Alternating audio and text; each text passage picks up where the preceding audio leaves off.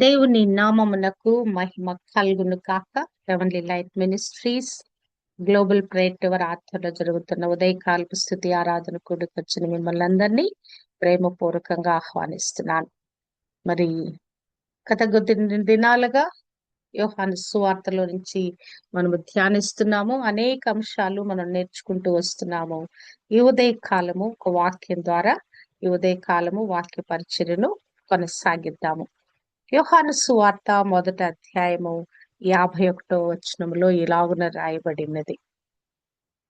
మరియు ఆయన, మీరు ఆకాశము తెరవబడుటయు దేవుని దూతలు మనుష్య కుమారుని పైగా ఎక్కుటయును దిగుటయును చూతురని మీతో నిశ్చయముగా చెప్పుచున్నాను అనెను. మరియు ఆయన ఆయన ఎవరంటే గనక క్రీస్తు ప్రభు. మీరు, ఇక్కడ మీరు అని రాయబడిన మాట ఎవరంటే అక్కడ దాదాపు 5-6 శిష్యులు ఉన్నారు.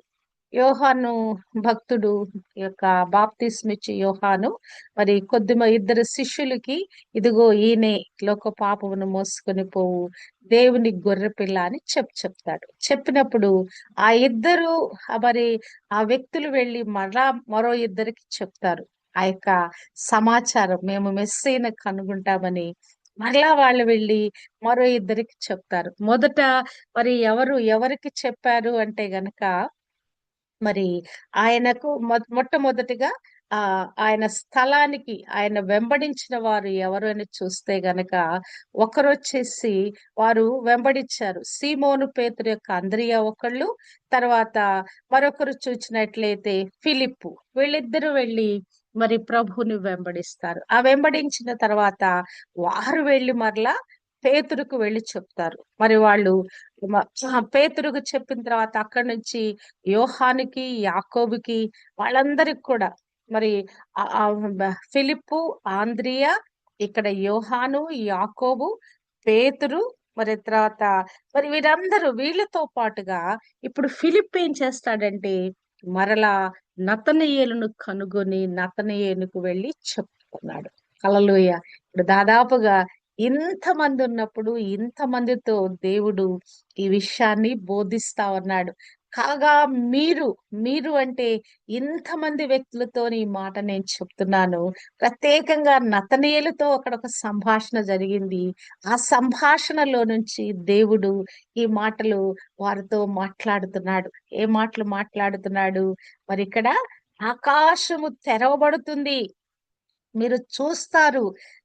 ఆకాశము తెరవబడి దేవుని దూతలు మనుష్య కుమారుని పైగా ఎక్కుట దిగుట మీరు చూతురని నిశ్చయముగా మీతో చెప్పుచున్నాను. ఇక్కడ ప్రభుకి నతనయేలు సంభాషణ జరిగినప్పుడు మరి నతనయేలు గురించి ప్రభు ఒక మాట మాట్లాడతాడు. అంజూరపు చెట్టు కింద నిన్నప్పుడు నేను చూచాను, నిజముగాను ఇశ్రాయేలీయుడు అన్ని మాటలు చెప్పినప్పుడు తను ఆశ్చర్యపోతాడు. నన్ను గురించి ఎలా తెలుస్తుంది అని ఆశ్చర్యపోయినప్పుడు అక్కడ ప్రభు ఈ మాట మాట్లాడినట్లుగా చూడగలము. అక్కడ నతనయేలు ఆశ్చర్యపడతాడు. బోధకుడా, నువ్వు ఇశ్రాయేలు రాజువి అని ఆశ్చర్యపోయి చెప్పినప్పుడు అప్పుడు ప్రభు అంటున్నాడు, అందును బట్టి నిన్ను అంజూరపు చెట్టు కింద నిన్ను చూచానని చెప్పినందుకు నీవు నమ్ముచున్నావా? వీటికంటే గొప్ప కార్యాలు చూస్తారు మీరని ఆ సందర్భంలో ఈ మాట మాట్లాడుతున్నట్లుగా మరి ఇక్కడ రాయబడింది. మీరు చూస్తారు, ఖచ్చితంగా చూస్తారు, మీ కనులారా చూస్తారని ఇక్కడ ప్రభు వారితో చెప్తున్నట్లుగా మనము చూడగలము. అంటే మీ శారీరక కళ్ళతోనే కాదు గాని మీ ఆత్మీయ నేత్రాలు తెరవబడి ఈ విషయాలన్నీ కూడా మీరు గ్రహిస్తారని ప్రభు వారితో మాట్లాడుతున్నాడు. రెండవదిగా చూసినట్లయితే ఆకాశము తెరవబడుట. ఏం చూస్తారంట వాళ్ళు? ఆకాశం తెరవబట్ట చూస్తారు.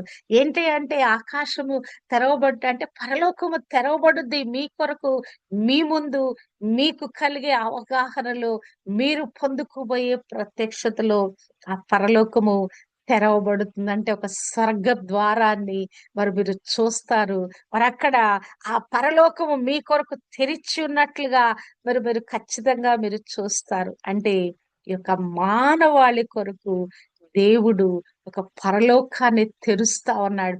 మానవుడు పరలోకం దాకా వెళ్ళలేడు, కానీ ఆ మానవుడు, ఈ బలహీనుడైన ఈ మానవుని కొరకు దేవుడు పరలోకం తెరుస్తున్నాడని అక్కడ ఈ పరలోక మరి ఆ సంబంధానికి, ఈ యొక్క విశ్వ మానవాళిని ఆయన ఆ సన్నిహిత సంబంధంలోకి పిలుస్తూ ఆ పరలోకాన్ని మానవాళి కొరకు తెరుస్తా ఉన్నాడు కదా.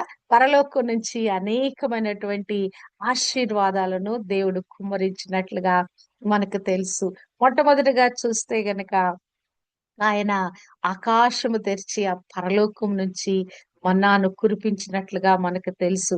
కీర్తనలు 78:23 నుంచి చూస్తే గనక ఆ ఆయన పైనున్న ఆకాశములకు ఆజ్ఞాపించెను, అంతరిక్ష ద్వారములను తెరిచెను, ఆహారమునకై ఆయన వారి మీద మన్నాను కురిపించెను, ఆకాశ ధాన్యములను వారికి అనుగ్రహింప చేశాను. అంటే ఇక్కడ మనము చూచినట్లయితే ఈ పరలోక ద్వారము, ఈ యొక్క అంతరిక్ష ద్వారము తెరవబడింది, మానవాళి కొరకు తెరవబడింది. అక్కడ నుంచి మరి ఆశీర్వాదము కుమ్మరింపబడుతుంది. మొట్టమొదటి ఆశీర్వాదం ఏంటంటే గనక ఆహారము, ఆకాశ ధాన్యము, మరి ఆహారము కొరకు మరి మానవాళికి ఇవ్వబడింది. రెండోదిగా చూచినట్లయితే అక్కడ నుండి దేవాతి దేవుడు ఎలా ఉంటాడని ఆ దర్శనాలను ప్రభు మానవాళికి ఇస్తా ఉన్నాడు. యెహెజ్కేలు 1:1 చూస్తే అక్కడ భక్తుడు అంటున్నాడు, నేను ఆ యొక్క నదీ ప్రదేశంలో నేను కాపురమున్నాను, ఆ కాలమున ఆకాశము తెరవబడగా దేవునిని గూర్చిన దర్శనములు నాకు కలిగెను. అసలు మనకి దర్శనాలు ఎక్కడి నుంచి కలుగుతాయి? ఆకాశము నుండి, పరలోకము నుండి దేవుడు అక్కడ నుండి తన ప్రత్యక్షతను మనకు మరి అనుగ్రహింప చేస్తా ఉన్నాడు. అసలు ఈ ప్రత్యక్షత, అసలు పరలోకం నుంచి అసలు ఏదైనా మనకు వస్తుందంటే గనక మరి ఇక్కడ నుంచి పరిశుద్ధాత్మను పంపిస్తా ఉన్నాడు దేవుడు. హల్లెలూయా. మత్తయి సువార్త 3:16 చూస్తే గనక క్రీస్తు ప్రభు బాప్తిసం తీసుకోవడానికి వెళ్ళాడు. అది 3:16 చూస్తే యేసు బాప్తిస్మం పొందిన వెంటనే నీళ్లలో నుండి ఒడ్డునకు వచ్చెను. ఇదిగో ఆకాశము తెరవబడెను, దేవుని ఆత్మ పావురము వలె తన మీదికి దిగి వచ్చుట చూచెను. హల్లెలూయా. ఆకాశం తెరవబడితే అక్కడి నుంచి ఏమొస్తుందండి? దర్శనం కలుగుతా ఉంది, ఆహారం వస్తా ఉంది. మూడోదిగా అభిషేకము మన మీదికి దిగి వస్తా ఉన్నది. ప్రభు మీదికి పరిశుద్ధాత్మ దేవుడు మరి పావురం వలె ఆత్మ రూపకంగా ఆయన దిగి వచ్చాడు. హల్లెలూయా. పరిశుద్ధాత్మ శరీరాకారముతో పావురము వలె ఆయన మీదికి దిగి వచ్చెను. అంతేనా? అక్కడ నుండి తండ్రి అయిన దేవుని యొక్క మాట కూడా వినపడతా ఉంది. ఇప్పుడు నీవు నా ప్రియ కుమారుడవు, నీ యందు నేను ఆనందించుచున్నానని ఒక శబ్దము ఆకాశము నుండి వచ్చెను. హల్లెలూయా. అక్కడ నుండి మన కొరకైన మనని మరి ప్రోత్సాహపరుస్తూ మనకి జీవవాక్కులు కూడా ఆ పరలోకం నుంచి ఆకాశము తెరవబడి వచ్చాయి. మరి పరిశుద్ధాత్మ పావురాకారము, శరీరాకారముతో పావురము వలె ఆయన మీదికి దిగి వచ్చుట. హల్లెలూయా. పరలోకం మన కొరకు తెరవబడిందండి. నీ నిమిత్తము, నా నిమిత్తము. మరి పాపి అయిన మానవుడు దేవుణ్ణి రీచ్ కాలేడు గాని దేవుడే మానవాళిని మరి ప్రేమించి మన కొరకు మరి ఆయన ఆ యొక్క పరలోకాన్ని తెరిచాడు. అంతేకాదు, ఆ పరలోకంలో ఉన్న దేవుని చూచే కృప కూడా మానవుడికి ఇస్తా ఉన్నాడు. అపోస్తుల కార్యము 7:56 స్టెఫను పరలోక దర్శనం చూస్తున్నాడు. ఆయన చెప్తున్నాడు, ఆకాశము తెరవబడుటయు, మనుష్య కుమారుడు దేవుని కుడి పార్శ్వమందు నిలిచి ఉండుటయు చూచుచున్నానని చెప్పాను. అంటే ఆకాశము తెరవబడి ఆ పరలోకులుండే దృశ్యాన్ని కూడా చూచే కృప దేవుడు మానవాళికి ఇచ్చాడు. అసలు ఆకాశము తెరవబడుతుంది మీకోసమని ప్రభు చెప్పిన మాటలో ఇన్ని అనుభవాలు, ఇన్ని ఆశీర్వాదాలు మనకు దాగి ఉన్నాయని ప్రభు చెప్తా ఉన్నాడు. అంతేకాదు, పేతురు ఒక దర్శనం చూస్తా ఉన్నాడు. 10, 11 అపోస్తుల కార్యాల్లో చూస్తే ఆకాశము తెరవబడేటియు 4 చెంగులు పట్టి దింపబడిన పెద్ద దుప్పటి వంటి ఒక విధమైన పాత్ర భూమి మీదకు దిగి వచ్చుట చూచెను. హల్లెలూయా! అంటే అసలు ఈ పరలోకం తెరవబడి అక్కడి నుంచి వస్తున్నటువంటి ఆ చతు ఎటు 4 చెంగులు పట్టి దింపబడిన పెద్ద దుప్పటి. అందులో అన్ని రకరకాల జంతువులున్నాయంట. పేతురంటాడు, "అయ్యా! నేను నిశ్శబ్దమైనదేమి తినలేదయ్యా ఎప్పుడంటే, నువ్వు దాన్ని చంపుకొని తిను" అని ముమ్మారు ఆ దర్శనము పేతురుకి కలిగినట్లుగా మనం చూడగలం. అంటే అన్యునికి మరి యొక్క యూదునికి తేడా లేదు. ఈ భూమి మీద ఉన్న ప్రతి ఒక్కరు కూడా సమానులై ఉన్నారు. నా రక్షణ పొందుకోటానికి అర్హులై ఉన్నారని ఆ మాట బయలుపరచబడటానికి దేవుడు అట్టి విధంగా మరి యొక్క పేతురికి ఆ దర్శనం ఇస్తున్నట్లుగా చూడగలం. అంటే పరలోకం నుంచి దేవుని ప్రేమ ప్రతి మానవుని ఎడల సమానంగా ఉన్నది. అందరూ కూడా ఆ రక్షణ పొందుకోవాలి. అందరికీ రక్షణ ఒకే విధంగా దొరుకుతుందని ఇక్కడ పరలోకం తెరవబడినట్లుగా మనం చూడగలం. భక్తుడు కీర్తనలో అంటాడు, అయ్యా నీ ఆకాశము వంచి దిగిరమ్ము. హల్లెలూయా! అంటే దేవుడు ఎక్కడున్నాడు? ఆకాశంలో, పరలోకంలో ఉన్నాడు ఆయన. అక్కడి నుంచి నువ్వు దిగిరా ప్రభు అని ఇక్కడ భక్తుడు పాడుతున్నాడు. 64:1 యెషయాలో అంటాడు, గగనము చీల్చుకొని నీవు దిగి వచ్చెదవు గాక. హల్లెలూయా! దేవుడు ఆకాశమందు ఆకాశవాసిగా ఉన్నాడు. ఆయన మన కొరకు ఆ పరలోకాన్ని, తను నివసించే స్థలాన్ని మానవుడికి యాక్సెస్ చేస్తా ఉన్నాడు. ఆ పరలోకము మీ కొరకు తెరవబడుతుందని అక్కడ వారితో మాట్లాడుతూ ఈ ఉదయకాలము దేవుడు మనతో కూడా మాట్లాడుతున్నాడు. అక్కడి నుంచి ఆహారం ఇస్తాను, అక్కడి నుంచి ఆశీర్వాదం ఇస్తాను, అక్కడి నుంచి మీకు దర్శనం ఇస్తాను, అక్కడి నుంచి మీ మీదకి పరిశుద్ధాత్మను కుమ్మరిస్తాను, మరి అక్కడి నుంచి నేను దిగి వస్తాను, మరి అక్కడి నుంచి ఈ మానవాళి యావత్తు సమానమనే ఆ యొక్క భావన నేను బయలుపరుస్తా ఉన్నాను. అబ్బా హల్లెలూయా! హల్లెలూయా! అంతేకాదు ఆ పరలోకపు దర్శనాన్ని మీరు కన్నులారా చూచేటువంటి ఆ కృపను మీకిస్తారు. దర్శన వరం ఉన్న వారికి ఈ కృప కలుగుద్దండి కదా! ఆ దర్శనంలో వారు విహరిస్తారు. పరలోకం వెళ్ళొస్తారు. ఆ పరలోక నిత్య మహిమను చూస్తారు. అక్కడ ఉన్నటువంటి ఆ బంగారు వీధులు అబ్బా! ఆ తండ్రి కుడి పార్శ్వాన కూర్చున్న క్రీస్తు ప్రభు అవన్నీ కూడా ఆ మహిమలో చాలా మంది మేము పరలోకం వెళ్ళొచ్చాం. పరలోకంలో ఇలా ఉంది, అలా ఉందని దర్శనాలు చెప్తా ఉంటారు. నాకు కూడా ఒక కలొచ్చింది. అంటే జ్ఞాపకం చేశాడు దేవుడు. మా భర్త గారు చనిపోయి ముందు రోజు ఆ కలొచ్చింది. ఆ కలలో నేను పరలోకం వెళ్ళాను. పరలోకం వెళ్తే వెళ్లి అక్కడ చూస్తా ఉన్నాను. మా వాళ్ళు ఎవరున్నారు, ఎవరున్నారని వెతుక్కుంటా ఉన్నా నేనక్కడ. ఎత్తుకుంటా ఉంటే అక్కడ అసలు ఆ పరలోకము ఎంత అసలు హృదయంగా దాన్ని చెప్పాలంటే ఎంత మాధుర్యంగా, ఎంత మధురమైన ప్రదేశంగా, ఆహ్లాదకరమైన ప్రదేశంగా ఉందంటే చెప్పొద్దు. అంటే నాకు దేవుడు అంత మహిమ ప్రత్యక్షత ఇవ్వలేదు గానీ జస్ట్ నేను వెళ్ళి అక్కడ చూస్తా ఉన్నాను. ఆ పరలోకంలో ఎవరున్నారు, నా వాళ్ళు ఎవరున్నారని అక్కడ చూస్తా ఉన్నాను. మరి ఆ సందర్భంలో నాకు ఆ కలొచ్చింది. ఆ ఉదయకాలము నాకు మెలుకువొచ్చేటప్పటికి నేను ఆ కలలో ఉన్నాననమాట. అంటే పరలోకాన్ని మానవుని కొరకు దేవుడు అందుబాటులో ఉంచాడు.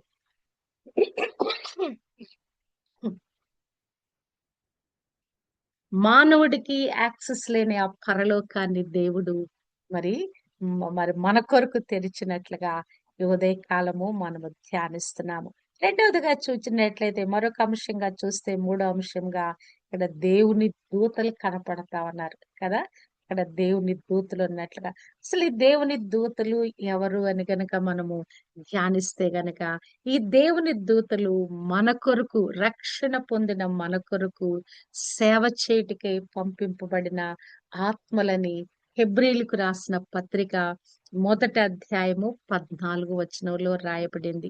వీరందరూ రక్షణైన స్వాస్థ్యము పొందబో వారికి పరిచారము చేయుటకై పంపబడిన సేవకులైన ఆత్మలు కారా కదా! వీళ్ళెందుకు ఈ దేవదూతలు దేని కొరకు నియమించబడ్డారంట? మనము రక్షణ పొందిన మనకు సేవ చేయడానికి నియమించబడిన వారు. అంతేకాదు మనల్ని కాపాడటానికి నియమించబడిన వారు. 91 అధ్యాయము కీర్తనలు 11, 12లో నీ మార్గమన్నిటిలో నిన్ను కాపాడుటకు ఆయన నిన్ను గూర్చి తన దూతలకు ఆజ్ఞాపించును. వారు నీ పాదములకు రాయి తగులకుండా నిన్ను తమ చేతుల మీద ఎత్తి పట్టుకొందురు. ప్రభు గురించి రాయబడిన ఈ ప్రవచనము నీ కొరకు నా కొరకు కూడా రాయబడిందండి. మనము ప్రయాణం చేస్తున్నప్పుడు ఆల్ ఆఫ్ సడన్ క్షణమాత్రంలో త్రుటి మాత్రంలో మనకు కలిగే అపాయాలు, కీడుల నుంచి విడిపించటానికి దేవుడు తన దేవదూతలను మన కొరకు నియమించి ఉన్నాడు.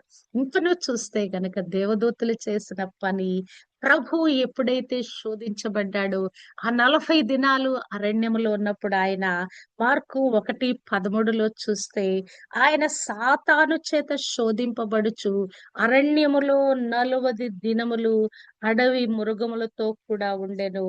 మరియు దేవదూతలు ఆయనకు పరిచర్య చేయుచుండిరి. హల్లెలూయా. మరి ఆయన ఎక్కడున్నాడంట? అరణ్యములో ఉన్నాడు. మరి సాతాను చేత శోధింపబడుతున్నాడు. అక్కడ అడవి మృగాలు కూడా ఉన్నాయట. అటువంటి ఆ భయంకరమైన పరిస్థితిలో దేవదూతలొచ్చి ప్రభువుకి పరిచర్య చేస్తా ఉన్నారంట. బా చూడండి. అంటే ఆయా సమయాలకి మనం ఉండేటువంటి అపాయకరమైన పరిస్థితుల్లో కదా! లోకంలో కూడా మనం ఎక్కడ జీవిస్తున్నామండి? అడవి మృగాల్లాంటి మనుష్యుల మధ్య, ఆ మనస్తత్వం కలిగిన వారి మధ్య జీవిస్తా ఉన్నాము. దేవుడు తన యొక్క దూతలను ఇన్విజిబుల్ మనకు కనిపించకుండా ఆ దేవదూతలు మన కొరకు నియమించి మనం ప్రొటెక్ట్ చేస్తున్నాడు. మా జీవితంలో ఇక్కడ మేము చేసే ఈ యొక్క ఆత్మీయ పోరాట యుద్ధంలో ఎన్ని సార్లు మేము ఇట్టి విధంగా కాపాడబడ్డామో చెప్పలేమండి. నిజంగా ఆ దేవుడు మమ్మల్ని ఎంతగా కనుపాపలై కాపాడుకుంటూ వచ్చాడో, తన దేవదూతలను నియమించి మమ్మల్ని ప్రొటెక్ట్ చేసుకుంటూ వచ్చాడు.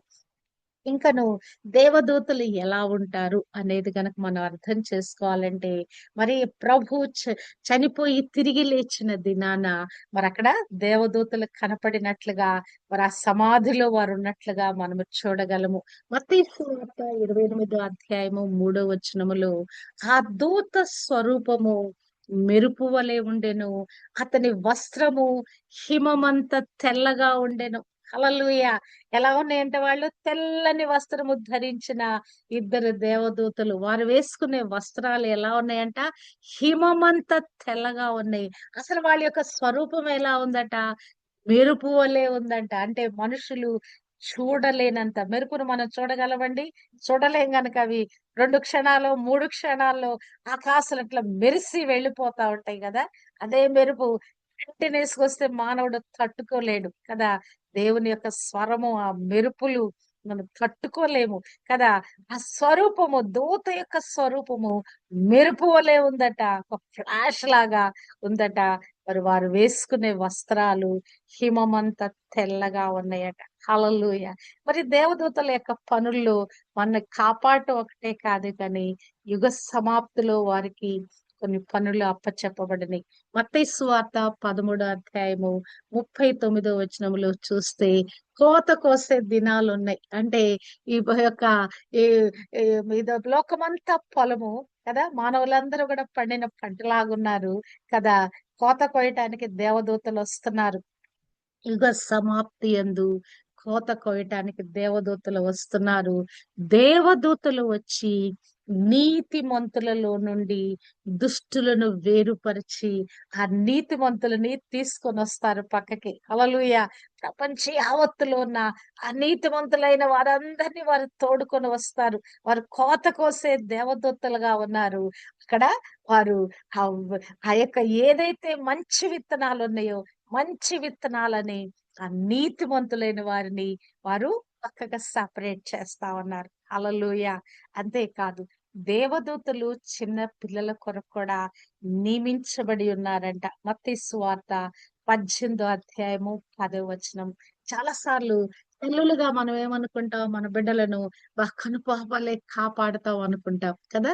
నిద్రపోయినప్పుడు మన బిడ్డలు మనం చూడగలం. ఆ పసిగుడ్డులు మన ప్రక్కల వాడు పండుకున్నప్పుడు మనం నిద్రపోతాం. కొన్నిసార్లు నిద్రపోయి తల్లులు పిల్లల మీద పడి కూడా చనిపోయినటువంటి కథలు మనం విన్నాం చాలా వరకి. అంటే తల్లులుగా మనము తీసుకోలేని కేర్ కూడా దేవుడు దేవదూతలను నియమించి ఆ పసిగుడ్డులను కాపాడుతాడంట.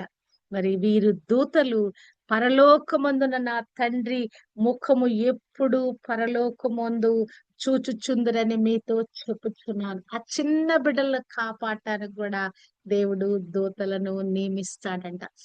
ఈ దూతలు పరలోకము తెరవబడింది.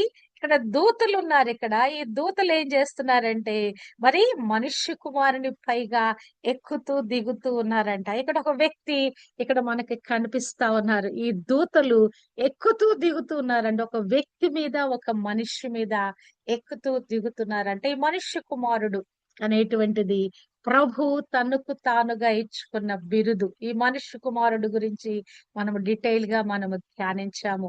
ఈ యొక్క మనుష్య కుమారుడు పదము ఈ సువార్తల్లో 70 సార్లు పైగా రాయబడిందండి. అంటే శరీరధారిగా ప్రభు శరీరధారిగా ఈ లోకానికి వచ్చినట్లుగా యోహాను సువార్త 1:14 మనము చూడగలము. అంటే ఈయన ఎక్కడి వాడు? ఈయన కూడా పరలోకమందున్నవాడు. ఈ మనుష్య కుమారుడు కూడా ఈ భూమి మీదకి సంబంధించిన వాడు కాదు. దానియేలు గ్రంథము 7:13 చూస్తే దానియేలు ఒక దర్శనం చూస్తా ఉన్నాడు. రాత్రి వలన కలిగిన దర్శనములను నేను ఇంకా చూచుచుండగా ఆకాశ మేఘారూఢుడై మనుష్య కుమారుని పోలిన ఒకడు వచ్చి, హల్లెలూయా, ఎక్కడి నుంచి వచ్చాడు ఈయన? ఆకాశములో నుండి, పరలోకం నుండి. ఆయన భూమి నివాసి కాదు, ఆయన పరలోక నివాసి. పరలోకం నుంచి ఆయన భూమి మీదకి మేఘారూఢుడుగా దిగి వచ్చాడని ఇక్కడ రాయబడినట్లుగా చూడగలము. ఈ భూమి మీదకి వచ్చి ఈ మనుష్య కుమారుడు ఎలా మారిపోయాడండి?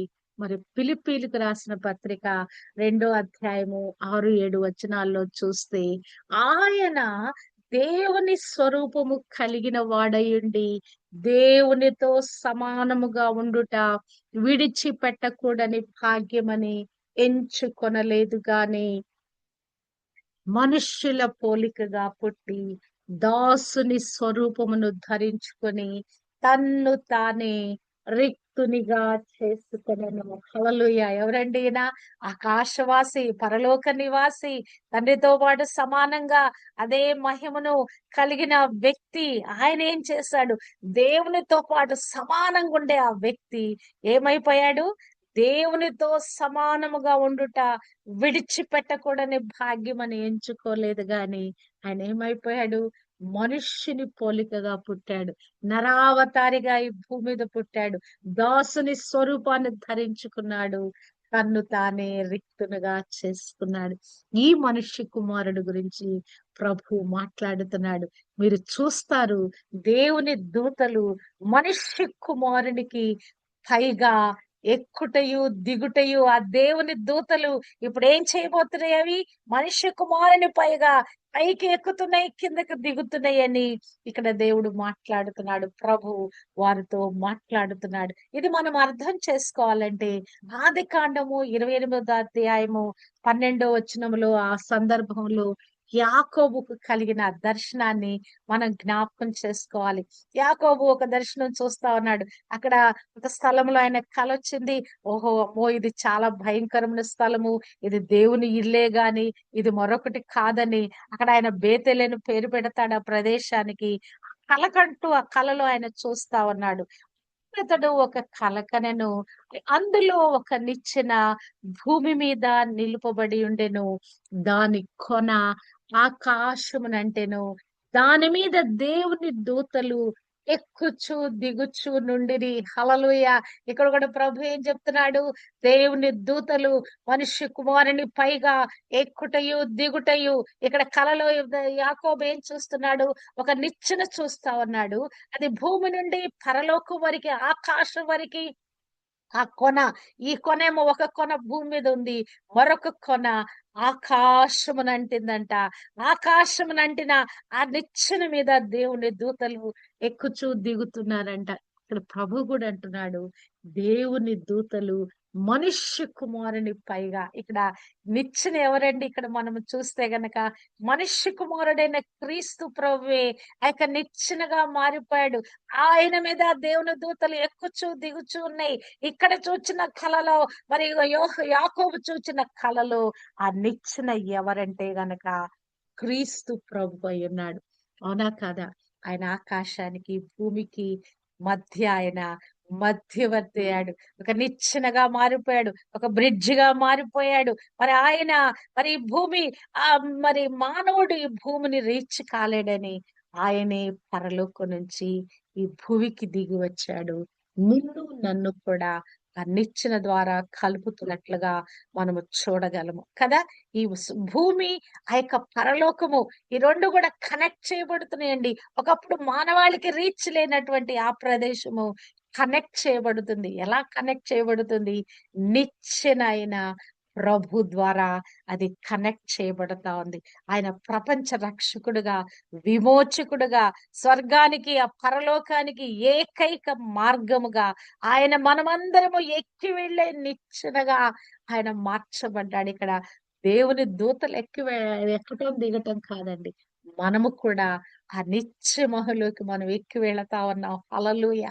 ఎలాగున ప్రభు యొక్క శిలువ మరణ పునరుద్ధానాల ద్వారా ఆయన ఎలాగున ఆ నిత్య మహిమ కొనుపోబడ్డాడో, ఆకాశ మేఘ మండలం మీద ఆరోహణమై వెళ్ళిపోయాడో, నీవు నేను కూడా ప్రభు చేసిన ఆ కార్యాన్ని బట్టి పరలోకము నీ కొరకు నా కొరకు మరి అక్కడ తెరవబడతా ఉన్నది. హల్లెలూయా కదా. మరి దేవుని దగ్గరికి వెళ్ళాలంటే ఇక మార్గం ఏమి లేదు, ఒకటే మార్గం. నేనే మార్గం, నేనే సత్యం అన్నాడు ప్రభు. అంటే ఆ మార్గమైన ప్రభుతో పాటుగా మనము ఆరోహణమయ్యి ఆ పరలోకి వెళ్ళటానికి దేవుడు కృప దయచేస్తున్నాడు. మానవుడు బలహీనుడు కదా, పాపంతో నిండినవాడు కదా. కానీ ఒక దైవత్వాన్ని మనం పొందుకొని, క్రీస్తు అభిషేకం ద్వారా దైవత్వాన్ని పొందుకొని మనము కూడా ఆరోహణమై వెళ్ళిపోవటానికి, ఎక్కి వెళ్ళటానికి ప్రభు ఒక నిచ్చెనగా మారిపోయాడు. పరలోకానికి ఏకైక నిచ్చెన క్రీస్తు ప్రభువేనండి. హల్లెలూయా. అసలు ఈ మనుష్య కుమారుడు ఎక్కడి నుంచి వచ్చాడు అని ఇక్కడ బైబిల్ గ్రంథం చెప్తుందంటే, యోహాను 3:13 ఇక్కడ మరియు పరలోకము నుండి దిగి వచ్చిన వాడే, అనగా పరలోకములోండు మనుష్య కుమారుడే తప్ప పరలోకమునకు ఎక్కిపోయిన వాడు ఎవడునూ లేడు. ఎవరెక్కి వెళ్ళారండి పరలోకానికి? మనుష్య కుమారుడు. పరలోకం నుంచి దిగి వచ్చిన వాడు ఆయన మాత్రమే ఎక్కి వెళ్ళాడు. మరొకరికి సాధ్యం కాల. ఎందుకు? ఆయన పరలోకము నుండి దిగి వచ్చాడు గనక. ఆయన ఎక్కడి నుంచి వచ్చాడు? ఆకాశమేకారూఢుడై ఆ యొక్క మనుష్య కుమారుని పోలిన వాడు, ఇదిగో దిగి వచ్చుడు నేను చూచానని ఆ యొక్క దానియేలు చెప్పినట్లుగా ఇక్కడ ప్రభు కూడా చెప్తా ఉన్నాడు. ఈ పరలోకం నుంచి దిగి వచ్చిన వాడికి ఆ పరలోకం ఎలా ఉంటుందో తెలుసు, మరెవరికి తెలీదు. పరలోకంలో ఉన్న మనుష్య కుమారుడు తప్ప పరలోకానికి ఎక్కి వెళ్ళగలిగిన వాడు ఎవడు లేడు. మరి ఈ పరలోకానికి ప్రభు ఎలా ఎత్తబడ్డాడు? ఇక్కడ 3:14 అంటాడు, మోషే సర్పమును ఎలాగును పైకెత్తెనో అలాగనే విశ్వసించు ప్రతివాడు ఆయన ద్వారా నిత్య జీవం పొందినట్లు మనుష్య కుమారుడు ఎత్తబడవలెను. ఎలాగున? పరలోకానికి ఆయన ఎత్తబడి వెళ్ళిపోవాలి. ఆ యొక్క శిలువ మరణం పొందాలి. ఆకాశానికి భూమికి మధ్య ఆయన వేలాడాలి. అంతేకాదు, ఆయన తిరిగి ఎత్తబడాలి. మరణించి తిరిగి లేచి ఆయన ఎత్తబడాలి. ఎత్తబడినప్పుడే ఈ మానవాళికి కూడా పరలోకం వెళ్ళటానికి యాక్సెస్ కలుగుద్ది. హల్లెలూయా. నిజంగానే ప్రభు పరలోకానికి భూమికి మధ్య నిచ్చెనగా మారిపోయాడు. ఆ యొక్క కలలో, యాకోబు యొక్క కలలో దేవదూతలు ఎక్కుతూ దిగుతున్నాయి, కానీ నీకు నాకు కూడా నిచ్చెనగా మారిపోయిన క్రీస్తు ప్రభు ద్వారా పరలోకి వెళ్ళటానికి యాక్సెస్ కలిగింది. హల్లెలూయా. మనము చూచినట్లయితే ఇక్కడ ప్రభు మీతో నిశ్చయముగా చెప్పుచున్నాను అంటున్నాడు. ప్రభు చాలా సార్లు మరి ఈ మాట ప్రత్యేకంగా పలుకుతాడు. ఈ యొక్క బైబిల్ గ్రంథం అంతా దేవుని యొద్ద నుంచి వచ్చిన వాక్యే. మరి పరిశుద్ధాత్మ పూర్ణులే మరి భక్తులైన వారు రాస్తారు. ఇవన్నీ కూడా ప్రతి మాట కూడా దేవుని మాట ఏది కూడా పొల్లు గాని సున్నా గాని తప్పిపోదు. ఆయన మాట అవునంటే అవును, కాదంటే కాదు. కానీ మరలా కొన్నిసార్లు ప్రభు మరి నిశ్చయంగా చెప్పుచున్నానంటాడు కదా. అంటే అది ఖచ్చితంగా జరుగుద్ది అని అన్ని మాటలు జరుగుతాయి. రాయబడిన ప్రతి మాట, లేఖనాలలో రాయబడిన ప్రతి మాట నెరవేర్చబడుద్ది. ఇక్కడ ప్రత్యేకంగా నిశ్చయముగా అంటే ఆమెన్, హల్లెలూయా, అవును కాక, కలుగును గాక, ఖచ్చితంగా జరుగుతుంది. నిశ్చయంగా జరుగుట మీరు చూస్తారు. అంటే ఇదొక అష్యూరెన్స్ లాగా శిష్యులకు చెప్తున్నాడు ఆయన. ఇదిగో మీరు ఇలా చూస్తారు. ఇది ఖచ్చితంగా అంటే మీ జీవితంలో ఇది ఖచ్చితంగా జరుగుద్ది. మీరు నిత్యునైన నా ద్వారా ఆ పరలోకానికి మీరొస్తారని ఆయన ఒక భరోసా ఇస్తా ఉన్నాడు వారితోటి. ఉదయకాలము నీతో నాతో కూడా ప్రభు మాట్లాడుతున్నాడు. ఏమని మాట్లాడుతున్నాడు? నిశ్చయముగా మీరు నాతో నా మీదుగా ప్రయాణించి మరి మీరు నిత్య మహిమలోకి మీరు వస్తారని ప్రభు మనతో మాట్లాడుతున్నాడు. నిజంగానే ఇక్కడ మరి ఒక ఇంటర్వ్యూ, మరి వారిద్దరికి మధ్య ఒక సంభాషణ జరుగుతా ఉంది. నతనయేలుకి దేవునికి మధ్య. మరి నతనయేలు పొందుకున్న ఈ దర్శనము, ఈ ఉదయ కాలము, ఆ మాటలు దేవుడు మనకు కూడా అనుగ్రహింప చేస్తా ఉన్నాడు. అంటే ప్రభు తనకు తానుగా నిచ్చెనగా మారిపోయి ఈ మానవాళి రక్షణ కొరకు ఆయన మరి ఆ పరలోకానికి మనమందరం కూడా పరలోకం వెళ్ళటానికి ఆయన ఒక దారిగా, ఒక మార్గంగా, ఒక నిచ్చెనగా మరి ఏర్పరచబడినట్లుగా మనం చూస్తా ఉన్నాము. హల్లెలూయా. అంటే ఈ యొక్క ఏదో ఇప్పుడు ఏదైనా ఒక ప్రయాణమై మనం వెళ్ళాలంటే రోడ్ మ్యాప్ మనకి ఇవాళ రేపు గూగుల్ మ్యాప్స్ వచ్చినాయి కదా. అయ్యి అంటే దేవునితో బలమైన సంబంధానికి కూడా ఈ యొక్క పరలోకము తెరవబడి నిన్ను నన్ను కూడా ఆహ్వానిస్తా ఉన్నదండి. హల్లెలూయా. మనము కూడా ఈ మార్గం గుండా మనం వెళ్ళాలని ఆల్రెడీ దేవుడు ఒక మ్యాప్ మన కొరకు ఇచ్చేసాడు. ఒక గమ్యాన్ని మనకి ఇచ్చేసాడు. మనం ఎక్కడికైనా వెళ్ళాలంటే గమ్యం మనకు తెలియాలి కదా. ప్రభు ఆల్రెడీ ఒక గమ్యాన్ని మన కొరకు నిర్ణయించి పెట్టాడు. ఆ గమ్యంకి వెళ్ళటానికి కూడా ఇక ఈ లోకంలో మనకు అనేకమైన ప్రయాణ సాధనాలు, కానీ మన ప్రయాణ సాధనం ఏంటంటే ఆత్మ అభిషేకము కదా. స్విఫ్ట్ అనే ఒక పదం ఉంటుంది. స్విఫ్ట్ అంటే అది క్షణమాత్రంలోనే అది స్టార్ట్ అయిపోవటం అంట, లేకుంటే ఆ అంత వేగంగా వెళ్ళిపోవటం. స్విఫ్ట్ అనే పదం ఉంటది. ఇవాళ రేపు కారులో కూడా ఒక కారు ఉంది. మారుతి వాడిదో ఎవరిదో సుజుకి వాడిదో స్విఫ్ట్ డిజైర్ అయిన కారు ఉంది. అంటే అది క్షణమాత్రలోనే అట్టి విధంగా వెళ్ళిపోద్దని, జుమ్ అని ఇట్లా స్టార్ట్ చేయగానే వెళ్ళిపోద్దట స్విఫ్ట్ అనే పదం. అంటే మనము క్షణమాత్రంలోనే తడబోరం మ్రోగగానే ఆ ప్రభు దగ్గరికి వెళ్ళటానికి ఆత్మ అభిషేకం ద్వారా వెళ్ళగలం మనం. ఆ యొక్క ఆ నిచ్చెనగా మారిపోయిన ప్రభుతో పాటుగా, ప్రభు మీదుగా మనం ఎలా వెళ్ళగలమంటే అది ఆత్మ అభిషేకం ద్వారానే సాధ్యం. కనుక ఆత్మ కలిగి ఉన్నామా, ఆత్మ రెక్కలు కలిగి ఉన్నామా, ఈ కడబూరు మృగానే క్షణమాత్రంలోనే మనకి శరీరాలు మార్పు నొంది అక్షేతను సంతరించుకొని ఆ మహిమా స్వరూపము ధరించుకొని మనం ఆకాశ మండలం మీదికి మనం కూడా కొనిపోబడతాం. హల్లెలూయా. ప్రభు వారితో చెప్తున్న మాట, మనుష్య కుమారుని పైగా దేవదూతలు ఎక్కుటయు దిగుటయు మీరు చూస్తారని చెప్తే ఆ ఉదయకాలము ఆ దేవదూతలు ఎక్కుట దిగుట కాదు గాని మరి దేవుడు మనతో ఏం మాట్లాడుతున్నాడంటే మీరు నా మీదుగా ఎక్కుతూ, నా నిచ్చెన మీదుగా ఎక్కుతూ. నిచ్చెనకి ఎలా ఉంటదండి? ఒక్కొక్క మెట్టు మన అడుగంతా మరి ఉంటది. ఆ స్టెప్ బై స్టెప్ ఉంటది. ఎప్పుడైనా మన ఇంట్లో నిచ్చెన చూస్తే గనక కదా. పైకి ఎక్కాలంటే ఒకటి తర్వాత ఒకటి తర్వాత ఒకటి, ఒకటి తర్వాత ఒకటి ఎక్కుకుంటూ వెళ్ళాలి. ఈ ఆత్మీయ జీవితంలో కూడా ప్రభు దగ్గరికి మనము ఎప్పటికీ ఎక్కుకుంటూ వెళ్ళేవాడు, కిందకి రాకపోవటం కాదు. ఆ పైకి రీచ్ అయ్యేంత వరకు కూడా, ఆ నిచ్చెన ఆఖరి కొన వరకు కూడా మనం వెళ్ళి కదా. కొన ఎక్కడ వరకు ఉందంట? కదా, ఆకాశానికి అంటుతుందంట. అంటే ఆఖరి స్టెప్ మనం ఎక్కడ అడుగు పెడతాము? పరలోకంలో అడుగు పెడతాము. హల్లెలూయా! మన ఈ ఆత్మీయ జీవితంలో మన కన్ను మూసే నాటికి ఆ యొక్క కొన, పరలోకంలోకున్న కొనలోకి మన అడుగులు పెడుదుము గాక. అట్టి విధంగా మనుష్య కుమారుడు పైగా క్రీస్తు ప్రభు పైగా మన పునాది వేసుకున్న పునాదిలో నుంచి, అవిశ్వాసపు పునాదిలో నుంచి, అభిషేకపు ఆ తాకిడిలో నుంచి, అభిషేకము పొంగి పొర్లే అనుభవంలో నుంచి ప్రభు దగ్గరికి పైకి ఎక్కి వెళ్ళటానికి దేవుడు తన కృప మనందరికీ అనుగ్రహింప చేయను గాక. మనుష్య కుమారుడుగా నిచ్చెనగా మారిపోయిన ఆ ప్రభు మీదుగా మనం ఎక్కి నిత్య మహిమకు వెళ్ళిపోతా ఉన్నాం.